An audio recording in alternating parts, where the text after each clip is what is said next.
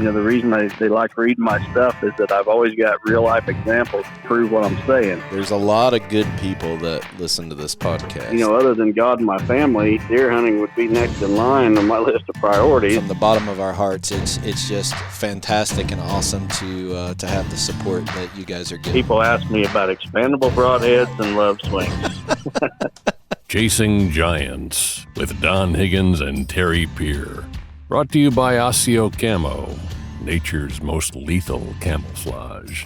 Follow along as Don and Terry discuss the techniques, strategies, and dedication needed to harvest one of God's most amazing creations, world-class whitetails.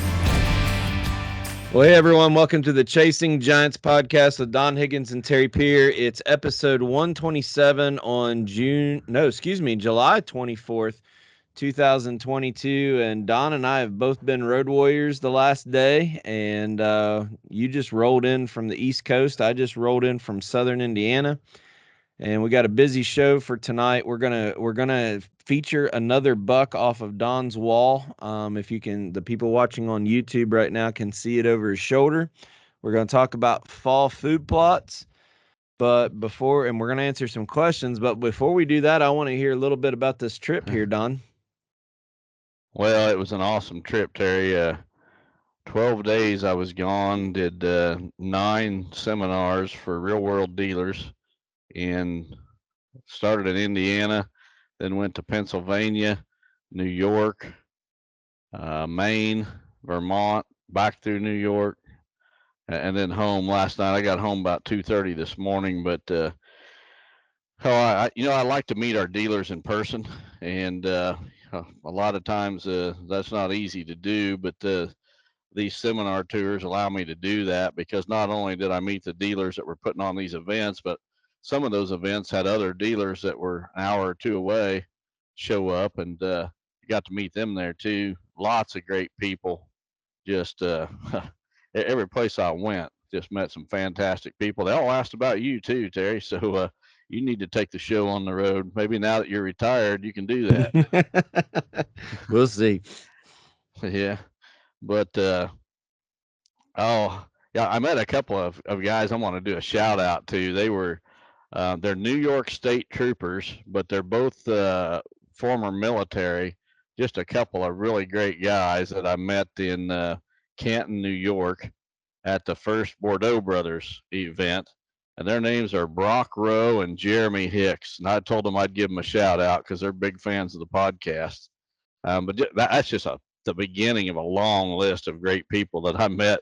It seemed like everywhere I went, I made new friends. But well, I got a kind of a funny story about my trip that I'm going to share, and I may even make some people mad here at the beginning when I start my story, but just stick with it till the end. You're not going to make any people more mad than I did last week, so it's your turn.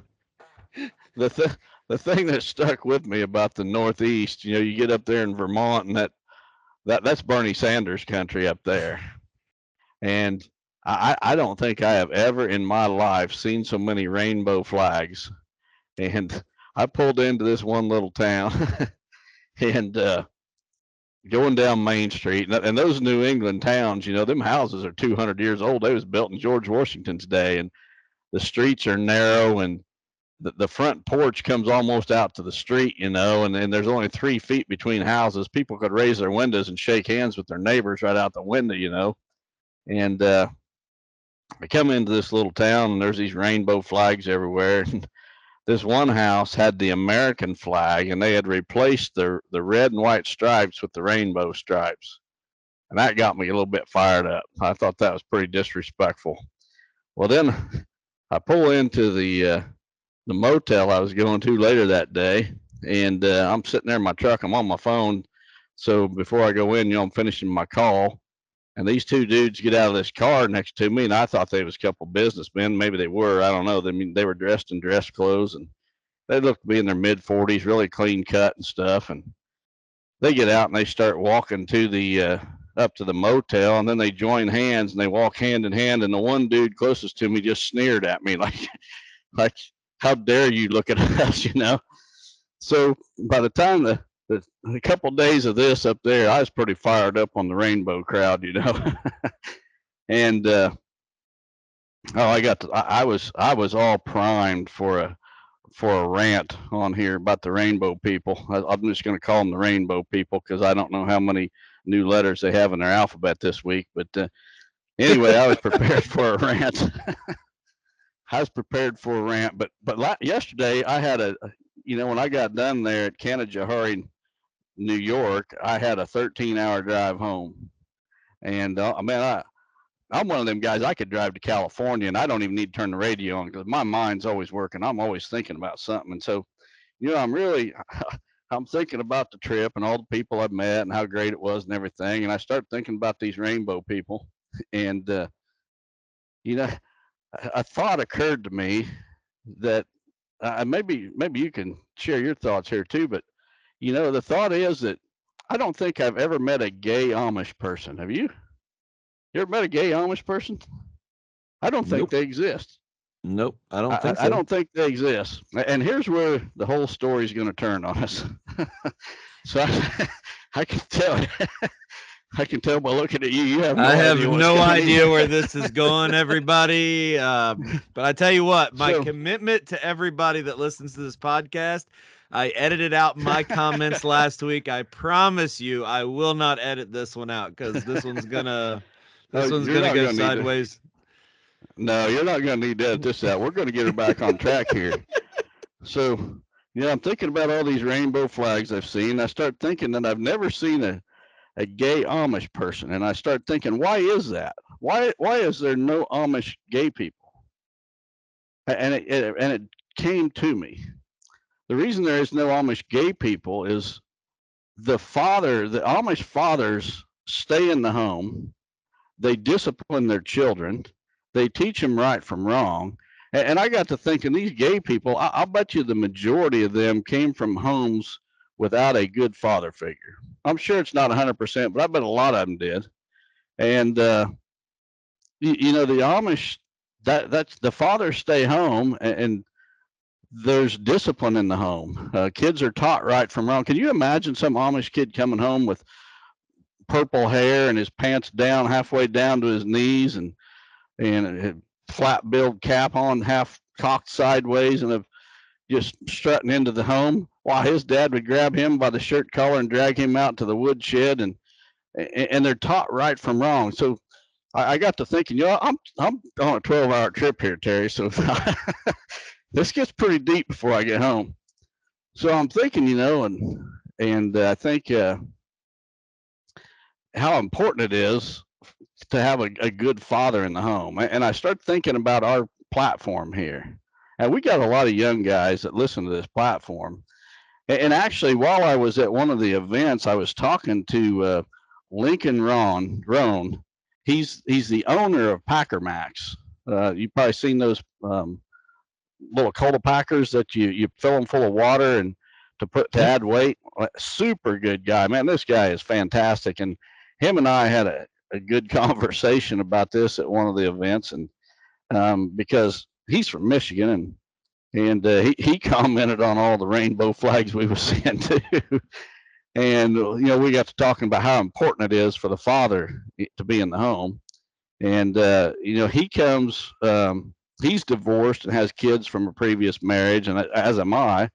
My oldest daughter is from a previous marriage, and he was talking about, even though he divorced his ex-wife, he stayed as active as he possibly could in his kids' lives. And I did the same with my daughter. I mean, not to put myself above anyone else, but when she was in school, I honestly think that I probably attended more of her school functions than any other father in her class. I mean, I tried to always be there for her. And I'm not saying that that's the reason that she turned out good is because I was there. I said many times that I think she turned out to be a great person in spite of her parents, not because of them. She came from a really bad home situation because her mother and I just absolutely did not agree on anything. We butted heads her entire childhood, and it was I think I got the raw end of the deal on many things, but she's the one that really did. She's the one that paid the hardest price. But today, I'm so proud of her because she she's like the best mother to her two boys that I've ever seen, and she's gonna make sure that those boys don't have a childhood like she did. And my son-in-law Corey, her husband, same way. I mean, those two are dedicated to raising a couple of godly young men. And it all this started with the rainbow flags. I told you I was going to turn this thing around, but the father is so important in the home. And there's a lot of young guys listening to you and me right now. And it's, I didn't get into the hunting industry to be a role model. I didn't get into the hunting industry to have a platform. I was just trying to make a living doing something I enjoyed. But God has given you and I this platform. And yesterday on that drive home, the more I thought about it, the more it hit me that you and I have a responsibility to the listeners. These young guys that look up to us for deer hunting information, you and I have an opportunity to provide them a whole lot more than just information to help them kill their next big deer. And I think it's so important that we share with them that it's tough today. I mean, gas prices over $5 a gallon, all kinds of weird things going on in our society that you and I didn't have to deal with when we was like in our 20s or early 30s or whatever. And you young guys that are listening to this, those kids that you're raising, you are such an important influence on their lives that stick it out. I know how it gets tough because I lived through it. My ex-wife and I, we were in court many times fighting for custody over our daughter, and we couldn't agree on anything. And the one that paid the price was my daughter, and it's only by the grace of God that she turned out to be the young lady that she is today. It's not because of me, but I know the struggles, of being divorced and having a child, paying child support. And so, all you young guys, I want you to listen to this. And if you're in that situation, put your child first. There's a lot of times where I did not put my daughter first. I put my own wants first. And, I would think that I was getting the raw end of a deal. And I was just so intent on my situation that my daughter actually came second when she should have been first all along. And I want any young guy listening that's in a similar situation to know that I know what you're going through. It won't last forever. There's an end to it. And I've hey, this started with the rainbow flag. It has absolutely nothing to do with deer hunting, but the platform that God has given us just really struck home yesterday on that drive home as I got to thinking about it. And it even started thinking about that situation, that you went on your rant about last week. And the person that made the post on my social media, I just asked for all the listeners to pray for him and that family because it does no good for us to go back and forth and bicker about things. And you and I got to hand it to you. You hold my feet to the fire. Iron sharpens iron, and without you, I would have been using all kinds of dirty words and flipping out. But I just kind of let you handle it your way. And I've just realized that we've got a responsibility, you and I, because we've been given this platform. And instead of, I mean, you made the right call by editing that last week's podcast. I really, when it first happened, I was not real happy with you for doing it. But the more I thought about it, it's like, you know what? God has Terry in my life because Terry's holding my feet to the fire and he's making me become a better person. So anybody that's listening, if you see some idiot get on my Facebook or social media and make a stupid comment towards me, don't fire back at them, please. Just ignore it. I'll delete it when I see it, but say a quick prayer for them, because the individual and the family that's responsible for a lot of this, they have some serious issues. And I'm not saying that as a knock or a bash on these people. I really do hope they get their lives in order and they find happiness somewhere, because it's very obvious they're miserable right now. So I don't know. It just struck me on the way home that we have an opportunity to make a positive impact on people's lives way beyond deer hunting.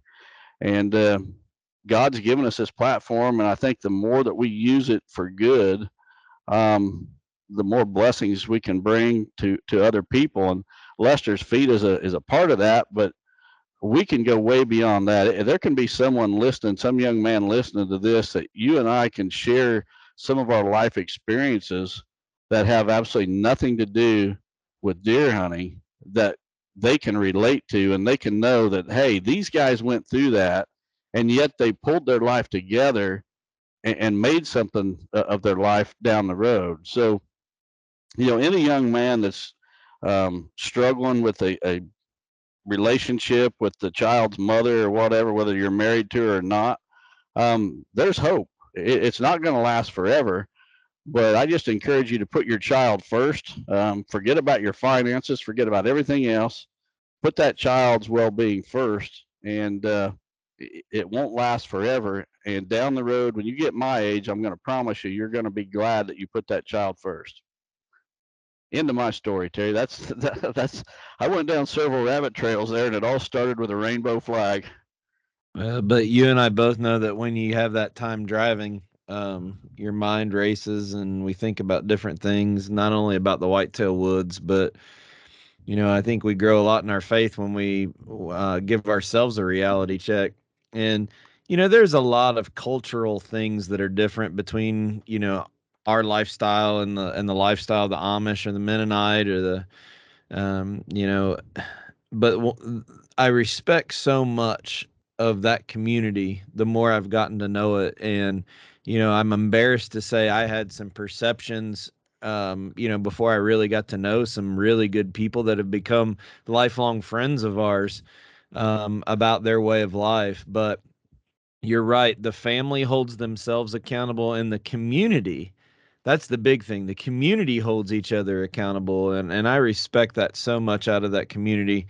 But you're right. I don't think that they have near the problems that we do, because out of any religious group, I've never seen anyone stand more united as far as the direction of their community. So, tip of my hat to all those listening on MTech right now. You're a great example to us in a lot of ways, and we appreciate and covet your friendship. So, with that, let's take a quick break and listen to a spot from Osseo Gear. Osseo Gear introduces a premium line of bow hunting gear that is unmatched, pairing nature's finest camouflage with the best technological innovations. Osseo Gear brings whitetail bow hunters the gear they need to be the best at their craft. The unique camouflage mimics the intricate feather pattern of North America's greatest predatory creatures. Designed for invisibility, built for comfort, and engineered for function. Visit OsseoGear.com. That's ASIO Gear.com to start shopping. Osseo Gear. Prepare to be invisible. All right, well, thanks to Joe Miles and all the team. He is still putting out some great content on his social media and YouTube page, so make sure you go over and check out Osseo Gear. And I think they're running a sale right now, if I'm not mistaken. If not, it's going to be coming up really soon. We'll be sharing it.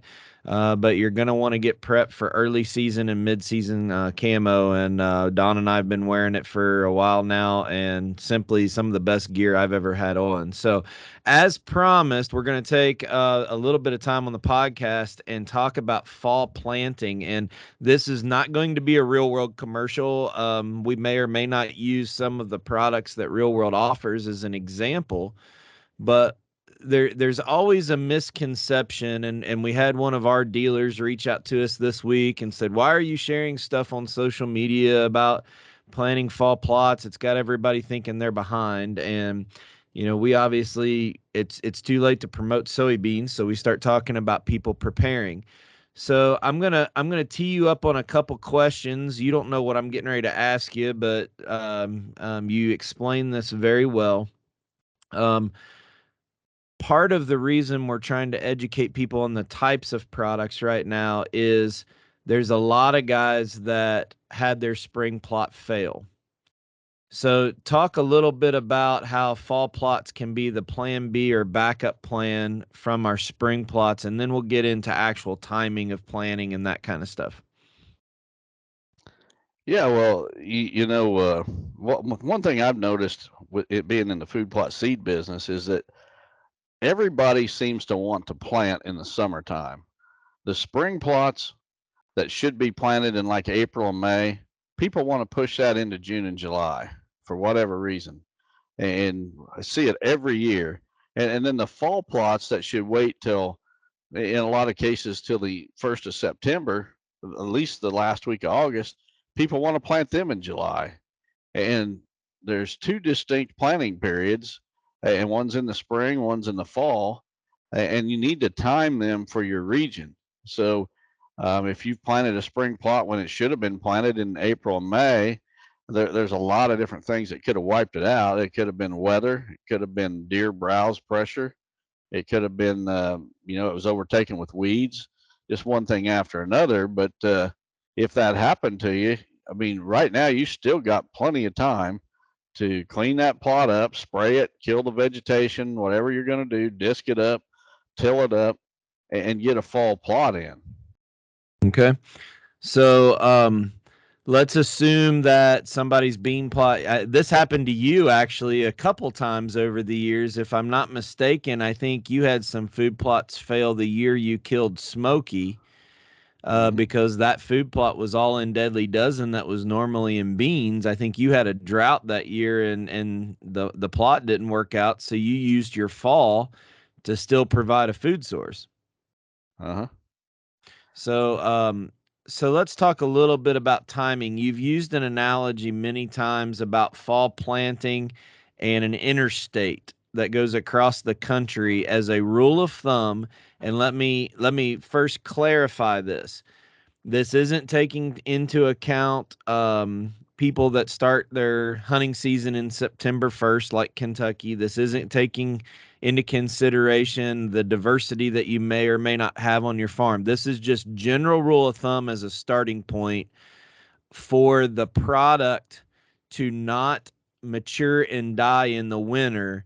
It's a get it planted in just enough time to where it grows, it's great browse, it goes dormant in the winter, and is a food source in the spring before you can plant. So let's go through that scenario as a general rule of thumb. Well, the best rule to follow is you want to plant your fall plot 45 days, maybe 50 days ahead of the typical first frost date. Now, if you don't know what the first frost date is, another general rule is Interstate 70 cuts across the country right through Columbus, Ohio, Indianapolis, St. Louis. If you're along Interstate 70, you're going to want to plant your fall plots about the 1st of September. For every 100 miles you go north of Interstate 70, you're going to want to move that planting date up a week. So if you're 200 miles north, you're going to want to be planting about August 15th and so forth. But if you can figure out or find what that average first frost date is and then back up 45 to 50 days, that'll put you right there in the ideal window too. And like Terry said, the problem with planting too early is that the plants get too mature and they lose a lot of their palatability. The deer just don't hit them as well. You don't want your cereal grains and such to be a foot tall when season opens. 4 inches would be a whole lot better. Those young plants are a whole lot more tender, and the deer just like them a lot better. They're higher in nutrients, that young tender growth is.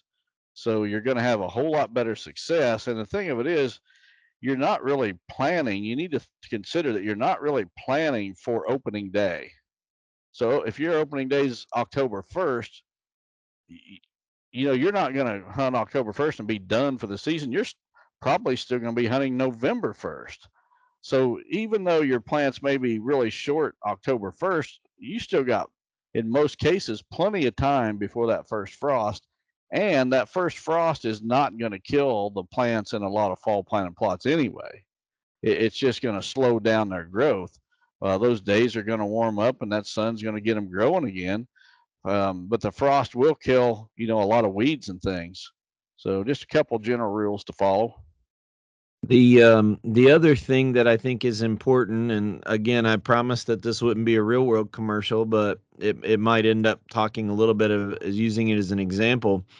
Diversity, I think, is one of the biggest keys to fall food plots, because you can have a small micro plot like people try to, talk about, and have just as much attraction with a inch tall plant as you can planting it too early and having a 6 or 8 inch tall plant. And one of the things that we've been toying around with the last couple years, I guess maybe even more than that, is a tip that you've been talking about, is throwing a little bit of soybeans in with a fall plot, because and it doesn't have to be real world soybeans, high oil. It doesn't have to be Roundup ready soybeans. You can find whatever soybeans you can find from a local farmer and mix that in with your fall plot, and those first sprouts of soybeans that come up are the best magnet that you can get. But the other thing it'll do is actually take the browse off of your other plants and let them get a little bit more established. Yeah. So that's a great way to get the deer to start hitting your plot. You don't want to use too many though. I mean, 10 to 20 pounds per acre is That's a going to be lot. fine. Yep. Yeah. But and you got to remember also the first frost is going to kill those soybeans. So Right. they may compete with the rest of your plot for just a little bit, but once that first frost hits, those soybeans are going to be done. But the people that make a good, diverse fall food plot are going to intentionally put some products in there that aren't palatable and have attraction until later on in the winter. You don't want, so if we went out and planted a whole field of purple top turnips or sugar beets or whatever for a fall plot, there will be a point in time where that field is like a magnet, but you're probably in a very short window of when that will be. So you want to have diversity in your fall food plot to where there's at different times always something spiking for attraction, whether you want to get into the weeds with tissue analysis and say that's feed value, soluble protein, or whatever. Having a rotation or diversity inside of your food plot, it's going to do two things. It's going to have them come in there all the time, and it's going to keep them from mowing the thing off in through 2 days when it's palatable, because they're only going to pick and choose what they want to eat as they go across it. Yeah, and when I was at these events, three of the events at Bordeaux Brothers, Ray Reeves was there giving food plot seminars, and he had some really good tips and ideas to share. And one thing that I really agreed with Ray on was that you don't want, when you're planting a fall plot, you don't want to have a monoculture or one plant species in those fall plots. A mixture of cereal grains, your brassicas. The more you can diversify, the better it is. And my favorite fall planted plot is Deadly Dozen. Deadly Dozen's got 12 different plant species in it. And there's going to be something attracting those deer from the time it first germinates throughout the entire hunting season, clear into the next spring. But those plants that are attractive at a certain time, it's going to change as the season goes on. So, right out of the gate, they're going to be hitting things like those Austrian winter peas, sugar beets, the oats. But as you get into colder weather, it's going to shift. And when it gets really cold, that's when they're going to start hitting things like the turnips and the radish. So that the plant within the species that the deer are hitting at any particular time is going to change as the season goes on. Yep. And, I used to be guilty of this. I used to say, well, I'm from Kentucky. Our opening day is the 1st of September. I have to risk it and plant the first week of August to be established. And, first of all, the guys that are trying to cheat it a little bit for that opening day, I think you still need to focus a little bit more on diversity and not go with one product or one planting time. There might be just a clover strip that you need to put in as a border that you've maintained all year, and that's your September 1st, and then for opening weekend, and then plant the rest a little bit later. I think the more that you can hedge, we're all talking about herd health. We're all talking about trying to do what's right for the deer. I think it's a little selfish. I don't know if selfish is the right word, but putting all of our eggs in one basket for the entire health of your herd to have something to eat all year long, so that I have a 4-inch tall food plot September 1st, is I just don't buy that anymore. I would rather come up with another game plan, whether it be supplemental feeding, or if you don't mind hunting with bait, whatever. Come up with another plan with different products to give those deer food source from January to late February, early March for that green up. But otherwise you're hurting your herd a whole lot more in that pivotal time of the year. By planting too early, they won't have anything to eat. Yeah, and the reason diversity is so important is that each plant species has a different nutrient makeup. So each plant is going to be like higher in different nutrients than another plant. A deer can balance his diet if he has the ability. I mean, or if he has the opportunity. Each plant, I'll go back to Deadly Dozen. There's 12 plants there, 12 different plant species. Each one of those 12 has a different nutrient makeup. So, one may be high in one vitamin, another one's high in a certain mineral, and the deer can pick and choose, and they will crave what they need, and they can balance their diet. We can even tie in fetal programming here. You get those does feeding in your Deadly Dozen plot. They're on a balanced diet. They're going to, go into the rut in a whole lot better shape. Yep. So the main goal, I think, for people right now is to get their plan together. Now's the time to evaluate your fall or your spring food plot. I got a couple areas. We were talking today about some test corn product that we had and the stages it is in. My sweet corn's going to be ready probably the end of this coming week. So even though we have it out on the farm, not in an area where the deer are at, I'm still going to put a fall plot back in where the sweet corn was.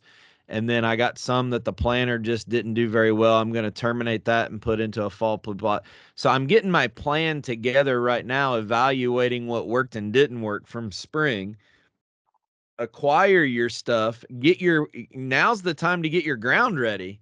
You can, if you're working ground, if you're going to no-till, whatever, now's the time to get the plan ready and have everything ready to go. Because once you get past that middle week of August and you're sitting there at the 26th, 27th, and you got rain in the forecast, and we just talked about you're right on I-70 for September 1st. If I got rain in the forecast on July or August 24th, 25th, I'm putting it in the ground. Because you need to plan around rain. It happens every year. People get really dry in different parts of the country in September. So being able to plan around the rain is vital. Yeah, for sure.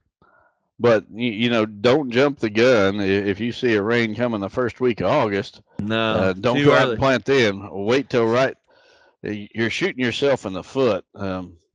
Get prepared, but wait for the right planting time. So you teed that up perfect for me, because that's the last point I wanted to make about planting food plots for the fall too early.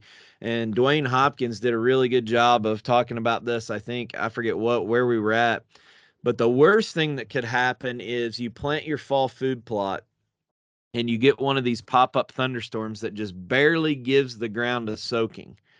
And you've planted that food plot. And then what'll happen is it's just enough moisture for that seed to swell and crack. And then it turns 110 degree heat index, sun beating down on it for 3 or 4 weeks. That plant's going to die. It's better for that seed to lay in there with no moisture for a period of time and wait to germinate than it is to get one of these little showers that's just enough for the seed to swell, crack, and then you're gonzo for the whole year. Yep. Well said.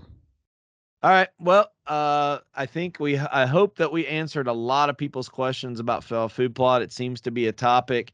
It's almost like opening day of hunting season. Hey, You get Spinks from people that start QuietKat here in posting our about virtual going out showroom hunting, space and then where you people can jump connect the with a gun, product they get too expert and learn excited all about our and bikes, do more our harm than accessories, good and what by, makes by QuietKat the going a bit leader in early. off-road So, electric bikes. yeah, get your Schedule a game live plan session together. You today still got by time. clicking in the link You below still or need going to to evaluate where your spring stuff is quietkat.com/meet. or what your fall goals are and align with those. So I hope that helps. With that, we're going to take a quick break and watch a quick spot from QuietKat.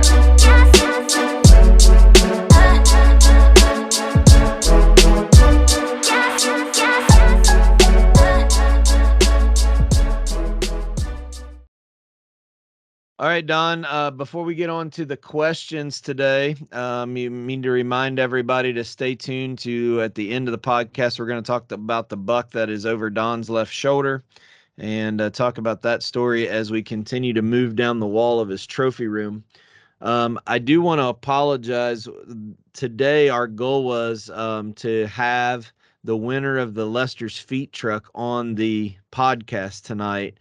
But with Don traveling and coming in late last night, me traveling and just walking in the door and hitting record, we're going to punt that till next week because we might have to record that at some other point with the guy's schedule. So we want to get him on the podcast. You're not going to want to miss the story of what happened when this guy got home with the truck. I think it's just another testament of God opening doors with different opportunities. But you're not going to want to miss that. We had probably about 7 or 8 contacts of new families. We got a lot of people in this country hurting. And when you talked about earlier about the rainbows and then going on to the dads, my mind immediately went to those moms and dads in the hospital watching those kids right now. So whether you're a young person, like Don said, that's trying to make decisions on how to navigate the trials of life, also be praying for the people that are in the midst of the sinking ship. And that, one of the things that we're trying to do with the ministry of Lester's Feet is try to talk to people on not necessarily blaming God for the situation, but being able to lean on God when those situations arise, and it makes it a whole lot easier. So with that, let's move on to the first question of the night. I'll share my screen. You should be able to see it now. Yeah, the first one comes from David Campbell from Butler, Pennsylvania. He says, Don and Terry, thank you for all you do, especially for Lester's Feet and the podcast. I recently was listening to a podcast in which Dr. Strickland was on, in which they were discussing deer movement as more than what people think. Dr. Strickland spoke of hunting the same stand 5 or 10 times until an opportunity arises. You are a proponent of low pressure, minimal human intrusion, and basically not hunting in stand until the time is right, in which increasing this in the stand decreases odds being in your favor. What are your thoughts on this, as it seems to kind of go against your own thoughts? Unless I'm misconstruing your approach and Dr. Strickland's statements from the podcast, I put the episode and podcast below for reference. Well, David, first of all, I have the utmost respect for Dr. Strickland. He is very scientific in his approach to things. He will not use terms like always, never. He always throws in disclaimers when we're discussing things. So I don't want this to come off sounding like I don't have respect for Dr. Strickland, because I absolutely do. I consider him a great friend. Him and I work together on multiple things. This happens to be one of those things where his science goes against my findings or my experience, and also against the experience of a lot of very successful whitetail hunters. I think if you would ask anybody that's been hunting for a few decades and has a wall full of mature bucks, I think to a person they would agree that the first time you hunt a particular stand, your odds of success are the best. Now, with that said, there are situations and where that might not be the case. And a case in point from my own career, if you will, would be the Trump buck. Those of you who remember the story of me hunting for Trump the year I shot him, I shot him on the 10th hunt, not from the same stand, but from the same uh, couple of stands, and it was a fairly small property. At least the cover on the property was small. He was a buck whose personality caused him to range over a wide area. So I was just, instead of chasing that buck around and hunting different properties within his home range, I decided to just camp out on the one property I felt would give me my best odds and just stay there and wait for him to show up. That is something that I had never done with any other buck and before and never have since. But he was a unique animal. The bucks that I'm hunting, I pretty much narrowed things down, so I know when to be there. Now, for example, I had a buck that was utilizing my home property, but that buck would not show up until about mid October each year. He would summer elsewhere in a bachelor group, and then he would show up here about October 15th to the 19th was generally when I'd get my first picture of him. So if I was to start hunting that deer on October 1st and just keep plugging away and plugging away, yeah, I might get him on the 5th or 10th hunt, as you described. However, if I know the buck I'm hunting, I don't have to waste those first 5 or 10 hunts. I know not to even go hunting until the 15th of October in that particular case. Um, I'm just, the more experienced I become, the bigger proponent I become of learning everything you can about the individual buck you're targeting.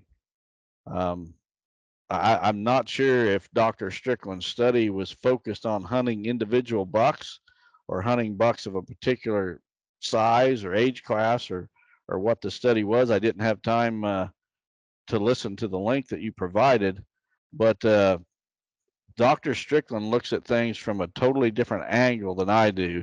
He tries to analyze it from a scientific point of view, and I look at it from a practical experience. You know, my decades of experience guides me in how I approach hunting mature bucks. Well, I think there's two things that pop into my head. Number one, you referenced the Trump buck and camping out there. I remember getting those texts from you, 6th time hunted, never seen a Tweety bird, never seen a squirrel, 8th time. That place that you were hunting was out in the middle of nowhere. So there was no worry of intrusion or bumping deer. I mean, you were either going to see him or you weren't going to see anything. So I don't want people to, people that listen to this podcast, they hold us accountable. They say, well, wait a second, on episode 32 at the 22-minute mark, you said this. I mean, they hold our feet to the fire when it comes to that. So in the situation of the Trump buck, it was out in the middle of absolutely nowhere that you could get in and out. And like I said, either he was going to walk by or he wasn't. It wasn't a normal situation of one of your properties where you hunt that, you were putting pressure on that by camping out. So that's the first thing I want to clarify to everybody that's scratching their head. The second thing is, I think sometimes science and Dr. Strickland's research is more just trying to understand the habitat and the deer movement and what are certain things that are going on inside of an ecosystem. When you are looking at hunting a specific buck, you're taking, we've talked about how every buck's different anyway, right? You're taking all of that completely aside and honing in on what this specific buck's pattern is and hunting that pattern. And people just have to understand the difference between those. He's looking at it from a macro level at 30,000 feet and saying, this is what all of the deer are doing. Don's looking at, as I understand, the personality of Terry Peer, and he has to go have a code brown at 10 p.m. every day unless he eats breakfast. And if he eats breakfast, he has a code brown at 9 a.m. And that's how I'm going to plan my day. That's how. So That's a complete difference in what you guys are going after. So I don't necessarily think either of you are wrong. It's just how you guys are looking at it with what you do inside of the world of deer hunting. He comes from a way different perspective, being from the academia world. Yeah, and I don't mean this in a negative way towards Dr. Strickland, but if his approach that you're describing, and again, I haven't listened to it, so I didn't hear it myself, but if that approach is so valid, every bow hunter in North America should be shooting big deer. But I guarantee you, there are tens of thousands of tree stands that get burnt out every year by people hunting them over and over and over. You also got to factor in access. Did his study determine if these stands had good access? If you've got good access, you can hunt a stand day after day after day. But if access is just a little bit questionable, you might have only a narrow window.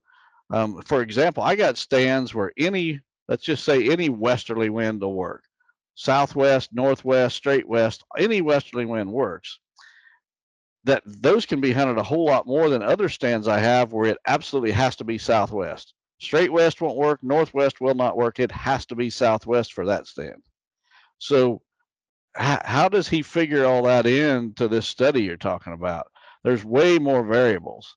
And another thing I want to throw out there, and again, this is absolutely not a slam on Dr. Strickland, but there is a lot of information put out by people that, and I'm not even talking about this specific situation, I'm just talking in general. There's a lot of information put out there by people trying to tell you how to do something that they have never done. So a guy says, to kill big bucks, if you want to kill the king buck, you got to stomp around the woods like a drunken fool, making as much noise as you can and climbing your tree as fast as you can, and within 10 minutes the king buck will be there. Well, that's nonsense. And you're probably laughing about that example, but there's guys on the internet that bow hunters and deer managers are giving a lot of credibility to, whose ideas are every bit as ridiculous. And while I was traveling, while my mind was rolling this week, I was literally taking out my phone at times and taking notes, because I came up with some fantastic ideas for videos that we're going to be doing on the Whitetail Master Academy. And I'm going to blow away some of these ideas that, there's things that I disagree with some of these bigger name people, but it was hard for me to come up with the explanation to make my point and make it valid. And there's a couple of things that came to me. The whole summer doe factory thing, I'm going to blow that thing out of the water with some real life examples. It's not going to be just, oh, Don says this. No, Don has killed giant bucks doing it this way. The other guy that's preaching the other way, let's see the bucks he's killed doing it his way. It's easy to get online and stand there and, go off about the ideas you have for managing a property, whatever. Let's see the results. Show us the bucks that you killed doing it that way. Give yourself, some credibility with bucks on the wall, and then we'll listen. Okay, ran over. And the most important takeaway from that is you got Don and Dr. Strickland, who work very, very closely together, that respect each other, that both know that there's a different kind of, I would guess, bookends in what they're trying to do, and they still get along. That's unheard of, right? You can have a difference. Well, he's respectful, and I have a tendency to show the same respect I'm shown. And when you got a guy that every time you say something on your social media, he's got to make a video and post it saying just the opposite, as to poke fun of you. Well, that doesn't sit well with me, and I'm ready to fire back at him. Just my nature. Question number 2. People are going to think I had too much windshield time in the last 12 days, Terry. I know, I think that. This next question comes from Alan Miller from Dundee, Ohio. He says, hi, Don and Terry. My question is on supplemental feeding. I am in a state where I can supplementally feed and have been feeding year round with the mixer Don suggested for me when he consulted on the farm. The feed has mineral mixed in with it. My question is, do you think a deer will continue eating the supplemental feed with mineral in it even after their body has reached the right amount of minerals they need and the rest will just go to waste?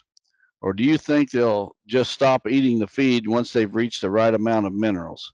Thanks for the awesome podcast and everything the two of you do for Lester's feet. Well, Alan, that's kind of a difficult question to answer because, um, you know, a lot of food sources, be it a plant that a deer's eating in a food plot or whatever, contains multiple nutrients. So, in other words, it might have vitamins, it has mineral. Take corn, for example. Corn's got a certain level of protein in it, it's got a certain level of fat, certain level of carbohydrates, it's got some calcium in it. Well, it's impossible for an animal to consume just the precise amount of each of those nutrients. Some of them are going to be overconsumed, some of them are going to be underconsumed. So the situation you described, probably what's going to happen is he's going to eat as much of that supplemental feed as he desires. And then if he still is lacking some minerals, he may go to the mineral lick and supplement that feed with the mineral. So it's a very difficult question to answer. I think the key is that you want to provide both the supplemental feed and the mineral and just allow them to balance their diet the best that they can. I don't know that a deer is going to reach his required amount of calcium and then just stop eating. He very well could overconsume, and what his body does not utilize will be just flushed out with the waste.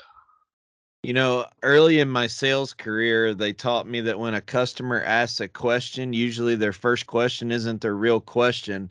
And I'm wondering if Alan isn't getting to the real question being here is, should he stop feeding supplemental feeding mix? Because it's an investment at a certain point in time because it doesn't do any good. All I can do is tell you what I've experienced here in Kentucky. There will be certain points in time where you see intake levels fluctuate based on what plants and what's going on. For instance, as soon as I see the mash crop, all the acorns drop in an oak flat that's very close to one of my feeders, I will see a drop in how much they're at the feeder. So I do think that it fluctuates a little bit based on other food available, but I can tell you that even the mature bucks that eat out of my feeder with supplemental feeding will eat year round out of it. So my goal is to have it out there as absolutely much as I can. I don't think anybody can draw a line and say after September 28th at noon it doesn't have a return on investment. I think they're going to eat it as much as they can. But like right now, I'm not kidding, Don. They're going through about 40 pounds of mineral a week. This is the absolute peak season. That I mean, I just poured a bag out and I can see it on the cell cam and it's completely gone. Now, some of it's leached in, so it's not to say that it isn't there. But I mean, they are hammering the mineral right now. That'll start to wean off in a month or so. Right. Well, I know Alan personally. Been to a couple different farms for him there in Ohio, and he's been to the master class. Actually, I think he's been to 2 master classes. Yep, he has. And he's serious about managing his deer herd for maximum health and antler growth. So he's just trying to figure it out to so he can make the best plan for managing his farm. Yeah, in states that let you leave it out, I know Kentucky, we can leave it out the entire time except during turkey season. I think Indiana, you have to either cover your mineral site or remove the dirt. Each state's a little bit different, but I think as a rule of thumb, you have it out as absolutely much as you can. Mm-hmm. All right, moving on to the next question. Oh, by the way, funny story for everybody. We opened up that the Amish and Mennonite people that don't have access to internet could mail in questions to the office. Was it this week or last week? We got a text message, and when you mentioned the king buck in that last segment there, it made me think somebody was trying to be a little bit funny and talking about the king buck and made a funny about, I forget what they said. They got a picture of a buck raising his back leg, showing his testicles, and clearly that can't be the king buck. Well, just so everybody knows, full disclosure, the ladies in the office open all this mail for Don and give it to him. So the girls in the office kind of They got quite a chuckle. They were like, "What in the world are you all talking about? That you're worried about testicles on camera?" So full disclosure, people, if you're trying to be funny in a mail-in question submission and you mail them to Real World, just know that the girls in the office are going to be watching you. All right, question number 3. Okay, this one comes from Chris Lovely from South Lebanon, Ohio. He says, "Hello, Don and Terry. First, I'd like to thank you for all you guys do for the hunting and general community. Both of you are awesome people and excellent role models." Do you think he wrote that before last week, Terry? Yeah, probably. My question is, what do you think, or how do you feel about using deer urine and scents that are collected and made straight from a deer farm? Well, after this week, he's probably going to know that we both lack as role models. But anyway, this is a question I actually gave or a topic I gave some thought to on my travels last 12 days. So I covered everything in my mind as I was driving all them. I drove over 3,000 miles actually. Are you serious? Days.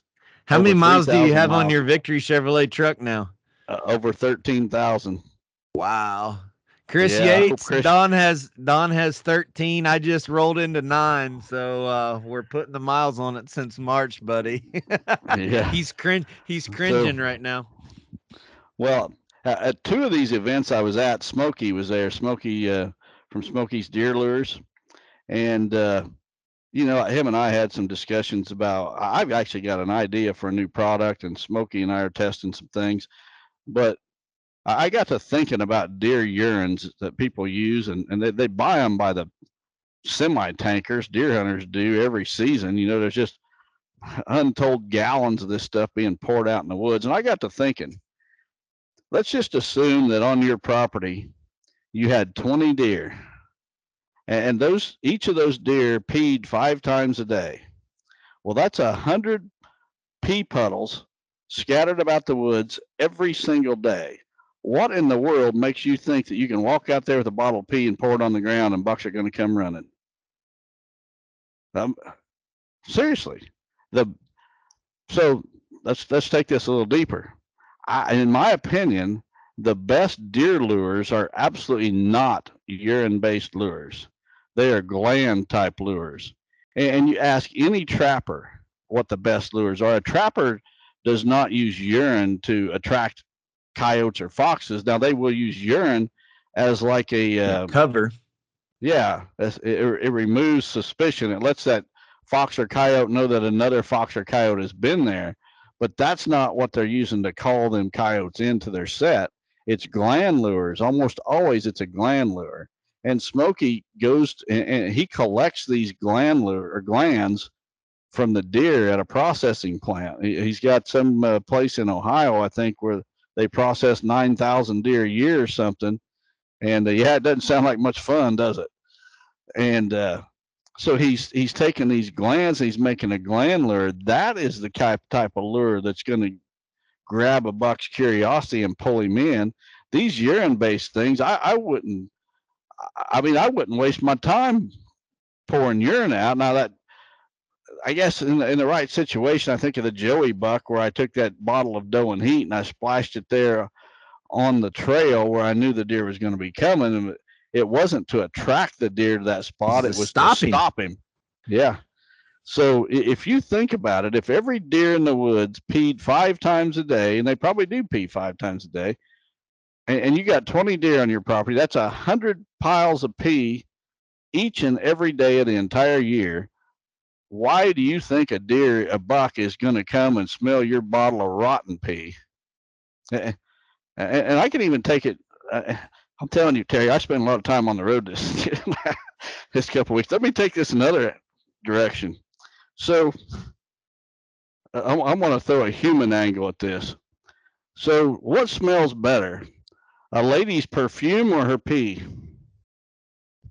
If you're going to a party back when in your younger days and you was trying to pick up a girl, was you attracted to the one that had good smelling perfume or the one that peed all over herself? Forget the deer pee, people. I got a question.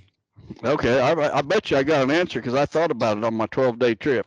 So let's assume, how many hours do you think a buck would sleep during the day? You know, because they're up roaming usually at night, not in the rut. Do you think they sleep all day? What'd you experience with your captive deer? Yeah, they lay up most of the day. They may get up a time or two and move a little bit, but they're not moving too far. So now that I'm 45, I'm starting to notice this. The older a buck gets, do you think he has to get up from his naps and pee more often the older he gets? You know what? I didn't think about that on my trip, but I'm putting that on my list for my next trip. I'm gonna give it some thought. I wouldn't be a bit surprised if they don't pee more.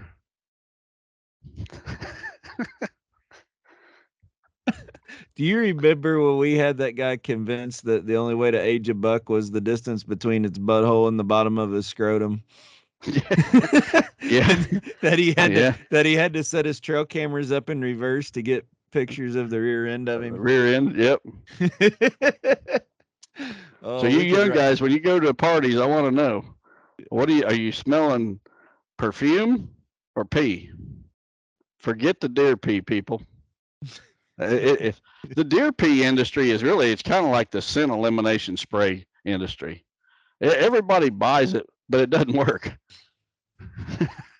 Seriously. All right, question number 4. Let's see if we can get you wound up on this one before we end. This one comes from Tim Henrik from Sioux Center, Iowa. Don, in your experience raising deer, when do antlers reach full development? How long do they take to solidify after they stop growing? For example, has a velvet buck reached his full potential by early August? P.S. Let's go, Brandon. Well, first of all, I was reading through some Amish letters as I put the outline together for this episode, Terry, and I got one from a 14-year-old Amish youth, and he wanted to know, why do I say let's go, Brandon? So let's move on. What was Tim's question? Oh, antler development. When does it stop? So, Tim, we're role models, remember? Yeah, I'm trying my best today. A couple of years ago, I actually wrote a blog. It's on my website. Go to Higgins Outdoors, look into the blogs on antler growth. And he referenced the captive deer that I had. When I had those deer, different bucks grew different. So some bucks, literally by early July, they were done. They had all the growth they was going to get. Other bucks were still growing well into August, mid-August. They're still growing. How long it takes to solidify, I think that varies buck to buck too, because no matter, it seemed with them captive deer, no matter if they were an early growth buck, where they did it all their growing early in the growing season, or they drew it out over a longer period of time, they all seemed to shed their velvet right about the same time, about the same week. So it pretty much told me that some bucks, I don't know if it took them longer to solidify those velvet antlers than it did others. I'm guessing so, because those bucks that were still growing in mid-August, they were still shedding their velvet the 1st of September. So apparently their antlers must have solidified a lot quicker. But if you go to HigginsOutdoors.com, look under the blog section and find that that blog post that I made, I actually used photos of some different captive deer, and those photos were taken on the same days. So there was deer that I don't remember what the dates were, but let's say it was July 1st, and there was bucks with the photos from July 1st that were pretty much done growing, and others that had a long way to go. And so each buck is different. All right, so here's a couple follow-up questions for the guys that have gotten some trail camera footage of or pictures of a buck. If I get a picture of a buck and I see his frame, say he's got a 16.5, 17-inch inside spread, will that buck get any wider? No. So once we have the frame established, the frame is going to get bigger. Now, if I'm looking at the points on the deer to say, is he going to get taller? How can I look at the tip of that point and know whether it's close to being done or it's got more to go? Well, if it's starting to come to a point, it's about done. It's pretty much done in most cases. If it's still really rounded and if it's really dark on the end, then that's a antler tine that's still growing and has quite a bit of growing to do. So all the people that are back there looking at their trail camera pictures tonight after their Sunday afternoon card pull and saying, how big is this buck going to be? We're not going to add frame width or size, but we can add tine length. But look at whether it's pointed out like a pencil or whether it looks like a ball back going up there and a big rounded nub.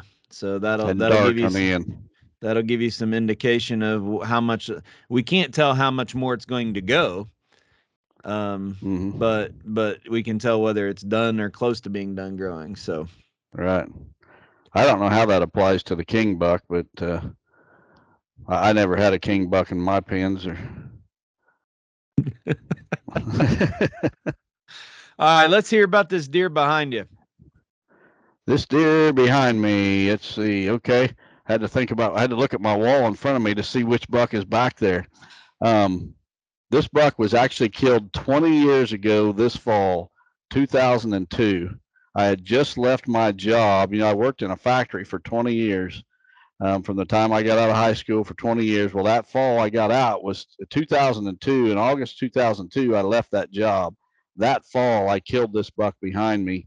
Trail cameras were just coming onto the scene at that time.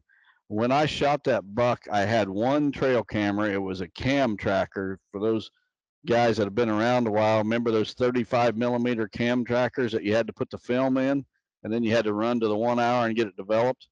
Well, I got a picture of this buck about a week before, and then it was a Saturday morning in early November. It was actually November 7th. My favorite days in November 7th and 8th. It was Saturday morning, November 7th, and it was a frosty morning. It was one of them mornings where the frost is stuck to everything. So when the sun comes up, the tree branches just glisten. The grass is covered with that white frost, and the tree branches, and it almost looks like snow is on everything. And this buck was really dark chocolate. And I was looking out in front of me, and I was in the corner. Actually, it's the stand in the corner where we take the master class down where I say it's the best spot on the farm. There's been like 7 or 8 bucks over 150 inches killed right there. Well, this is one of them. And I was in that corner in that field out there to the west. There was it was corn stubble that fall, and there was a group of about a half a dozen does and fawns feeding right there in that corner. And I was up high enough that my scent was blowing right over. I thought sure they was going to bust me at any minute, but apparently my scent was going up and right over the top of them. And but I looked up to the other direction, to the east across the creek. This is where you and me were hunting the fork tine buck here about 2 years ago. I looked across the creek and everything was just glistening with frost. And out of this frosty thicket steps this chocolate colored buck. And I'll never forget the sight of him, that dark chocolate coat against that white sparkling brush behind him. And he walks right down the creek, right to where my stand was. And he's getting ready to cross the creek, and he gives me a broadside shot about, I don't know, 25, 30 yards. before he crossed the creek. Well, I drew back and I shot and I missed him. Excuse me.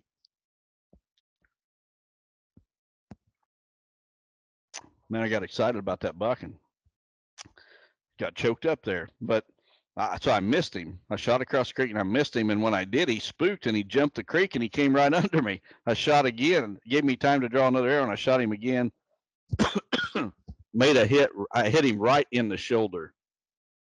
And it sounded like a baseball bat was broken too. When I hit that shoulder, it was like somebody took a Louisville Slugger and broke it over their knee. Did your mechanical Just broadhead crack. penetrate? That, if I'd have been using a mechanical, I'd have never got that buck. So anyway, he ran off with about half my arrow sticking out of him. Man, what a time to get a coughing fit. But he ran off with my arrow sticking out of him, and I thought, oh man, I hit him in the shoulder. This is going to be a long tracking job, and I better just back out of here. So I backed out, and this is 30 minutes after sun comes up. So I back out the opposite direction that the deer ran, went to the house, called a friend of mine, and he's ready to come help me get him out. And I said, no, let's wait till noon. We're not going in there till lunchtime.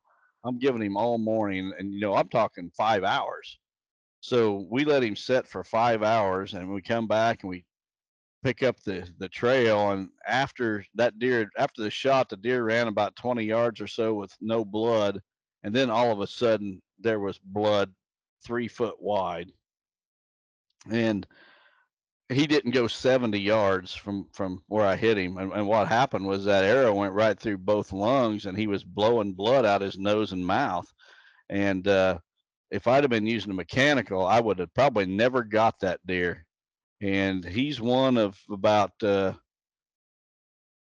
that I can think of that I may not have got. I probably would have just wounded them and never found them had I been using mechanicals, and that is why I am against mechanicals right there. How much deer pee did you have on the ground? Well, at that time, I didn't have any deer pee. I've never been a big fan of the deer pee deal. I'm just trying to prime the pump a little bit before we sign off here, Well, I probably had some of my own pee on the ground. I don't think there's any deer pee. Well, you said it was only a couple minutes after daylight, so surely you've been able to hold it since then. Well, it was probably 30 minutes after daylight. I can still remember the frost just glistening off that vegetation. That's my favorite time in a stand. And even though we hunt 360 blinds and love the blinds, there's nothing better than that real heavy frost morning and you sitting in a tree stand. Every squirrel sounds like a booner coming through the woods. I mean, when the sun comes up and the forest comes alive, it's my most favorite time in a tree stand. I love it. Yeah. And by the way, the deer, I don't know how good of a view you can get, but we're going to post pictures. And but he scored 171 inches. He was the first booner I killed on this farm. Very cool. So, I talk about when I started, each year the top buck on this place would be about 150 inches. Then every 3 to 4 years I'd get one bigger. Well, this was the year that I had one bigger, and he scored 171. Very cool. Yep. All right. So what do you got planned for this week? Well, today after church, I went out and checked a few cameras, the ones that I could get to real easy on the 4-wheeler. Yeah. I didn't want to stomp into some of the harder to get ones, but the ones that were on field edges and such where I could drive up there, I checked some of them. Nothing of note from any of those that I checked today. I'm going to check a few more and got some spraying to do. I want to reseed some clover plots this fall that's got a lot of grass coming up and such. So I want to spray those to get everything killed with the clover and to get ready to reseed. I think you all got some rain while you were out, and your corn and beans took a big jump. I know we got heat advisories here this weekend. We're pretty dry right now, but I think we got a shot at some rain a little bit later in the week. So hopefully we get that. Yeah, we got rain in the forecast as well, and we did get 1 6/10 inches right after you and I recorded last week. We recorded on Saturday night last week when I was in the motel, and on Sunday the next day we got 1 6/10 inches. followed up the 4.2 inches we got the week before, we're in pretty good shape. If we could get another one right now, my corn is just starting to tassel and pollinate. So if we could get one right now, it'd really help that corn. Yeah. And I know when after that rain, the heat turned on and really shot that corn up high. You said it had grown how much? It seemed like It looked like mine grew 3 feet. I'm telling you, it literally looks like it grew 3 feet in the 12 days I was gone. That test corn that we're growing, it's taller than the NutriCrave by at least a foot 18 inches taller. At least we both have both of the products on our own farms, and it's up there. I was down in southern Indiana all weekend, and I want to tell you what, I know we got some listeners that live down there in southern Indiana. That is some prime deer hunting country down there. I was anywhere from Jasper down to Santa Claus, so ran into a podcast listener down there while we were there. It's really awesome. odd to get recognized when you're just out doing your normal thing, but anyway, I got to look at a bunch of really good corn and bean fields down there in southern Indiana, so I might need to go knocking on some doors. That's all I could think about when I was driving around from softball games down there. You wasn't driving around thinking about rainbow flags and gay Amish? No, can't say that I was. I'll leave that in Pete? your I'll leave those in your kind of quality time while you're alone in the truck. You know what's going to happen? Somebody's going to write in this week and send us a message that they know an Amish that was gay. I don't think it'll happen because I don't think it will. Amish fathers stay home and do their job. So I know that there's one simple thing, and I sat there around a group of girls. The last time I ever walked off a softball field was today and I told them, I said, I've been struggling with this decision for a long time, but I'm at peace about it because I know that I have more opportunities to help people in different ways, and that this group of 10 girls are the ones that I'll always remember as my last, team that was together, and I'm at peace about that. But I told them at the end of it, I said, who you surround yourself with dictates more about who you are as a person than anything you can ever do by yourself. So whether there is or there isn't a gay person out there that was Amish or grew up Amish, I don't know, don't care. I'll pray for him just the same. It doesn't matter to me. I know that the people in that community stand up for what they believe and their faith in Christ, and I commend them for it. So that's all I got. Absolutely. All right. Well, we'll see you next week. God bless everyone.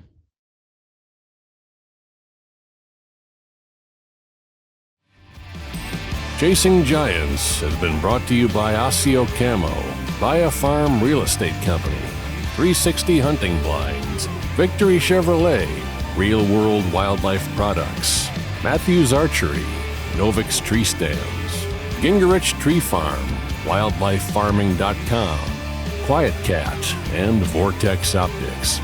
Thanks for listening, and tune in next week for another episode of Chasing Giants.